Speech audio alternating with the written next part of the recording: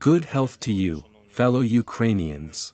Today, we withstood another massive missile strike by terrorists. A strike that fully confirms everything we have been talking about with our partners both yesterday and since the beginning of our diplomatic marathon. This evil, this Russian aggression can and should be stopped only with adequate weapons. The terrorist state will not understand anything else. Weapons on the battlefield. Weapons that protect our skies. New sanctions against Russia, they are political and economic weapons. And judicial weapons, we need to work even harder to establish a tribunal for the crime of Russian aggression against Ukraine and to compensate for all the damage caused by this war at the expense of Russian assets. Every Russian missile against our cities, every Iranian drone used by terrorists is an argument why we need more weapons. Only weapons neutralize terrorists. And I am grateful to everyone in the world who is really fighting terror together with us. Who is speeding up the supply of necessary defense equipment to Ukraine and who is willing to increase sanctions pressure on the terrorist state. In particular, we are expanding our tank coalition. There is a corresponding decision of Canada, and I am grateful for it. We already have 12 countries in our tank coalition. Today, thanks to the air defense systems provided to Ukraine and the professionalism of our warriors, we managed to shoot down most of the Russian missiles and Shahids. These are at least hundreds of lives saved and dozens of infrastructure facilities preserved. And I thank our air forces, each one and every one who last night, this morning and afternoon ensured the defense of Ukraine against terrorists' missiles and drones. I would like to especially praise the warriors of the 96th Kiev, 160th Odessa and 208th Kherson anti-aircraft missile brigades.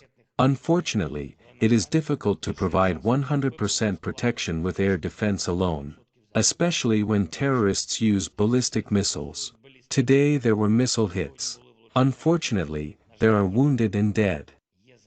My condolences to all the families and friends. This Russian terror requires asymmetrical responses. We need a new advancement of our forces at the front. We need to ensure the defeat of the terrorists' ground forces. Whatever the Russian invaders are planning, our preparation must be stronger. We talk about it with our partners. And we discuss it at the meetings of the staff of the Supreme Commander. Today was just such a meeting. Details about the situation in the Donetsk region, Bakhmut, Volodar and the battle for Donbass in general. I am grateful to all our units who demonstrate the resilience Ukraine needs, exhausting the enemy and destroying it. The more Russia loses in this battle for Donbass, the less its overall potential will be. At the meeting of the staff we also discussed in detail what we should prepare for in the coming months. We know what the adversary is planning. We are countering it.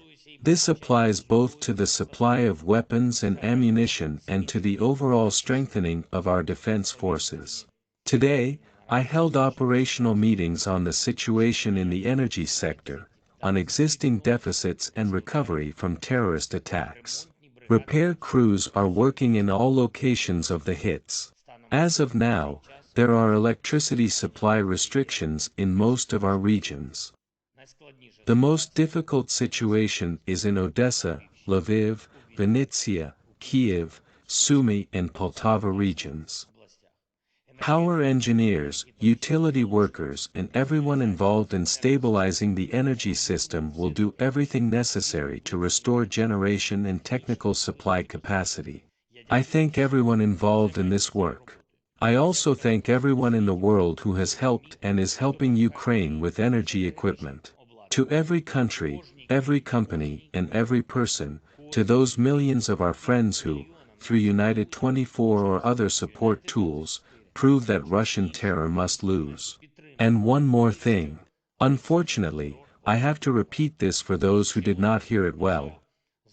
Any trip abroad by government officials, people's elected representatives, representatives of local authorities and other persons authorized to perform the functions of the state or local self-government, any of their trips abroad must comply with the relevant decision of the National Security and Defense Council, which you have all seen. There will be no other trips abroad by officials or people's deputies in wartime. I think this is fair. I thank everyone who is fighting for Ukraine. I thank everyone who is working for our country and society. Eternal memory to everyone whose life was taken by Russian terrorists. Russia will be held accountable for terror. Glory to Ukraine.